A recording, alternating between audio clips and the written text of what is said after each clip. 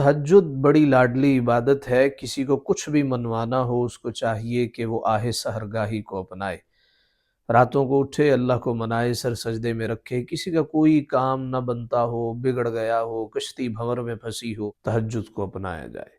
کسی کو رومی بننا ہو، رازی بننا ہو، غزالی بننا ہو، کسی کو اپنے گولز اچیو کرنے ہوں، تہجد سے بڑھ کے اور کوئی نفلی عبادت نہیں ہے۔ درود پاک کی کثرت کرے اور تہجد کی نماز پہ مواظبت اختیار کرے۔ سوال یہ ہے کہ تہجد میں پڑھا کیا جائے؟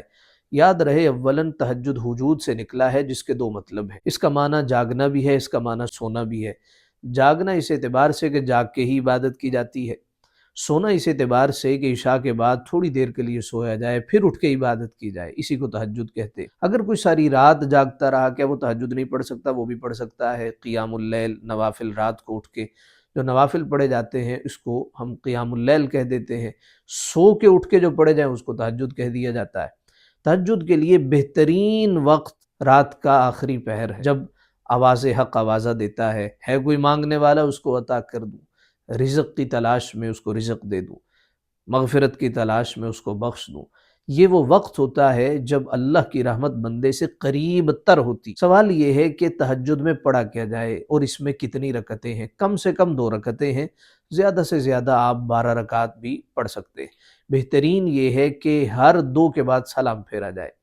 اب اس میں پڑھنا کیا ہے؟ اس میں مختلف اقوال ہیں۔ پہلا قول تو یہ ہے کہ نماز تہجد میں 3 مرتبہ سورہ اخلاص پڑھ لی جائے۔ دوسرا قول یہ ہے کہ قرآن مجید میں سے جو بھی آسان ہو آپ اس کی تلاوت کر سکتے ہیں۔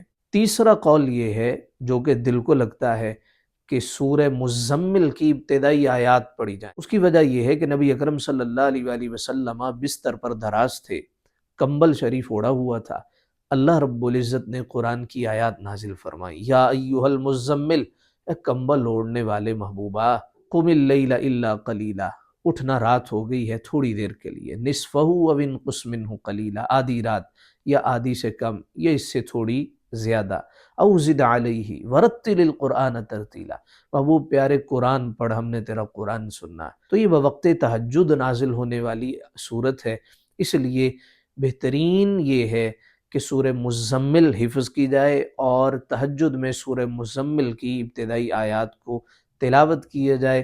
ایک تو تہجد کا ثواب ہے، دوسرا سورہ مزمل چونکہ تہجد ہی کی بابت نازل ہوئی، اس کے پڑھنے کا ثواب ہے۔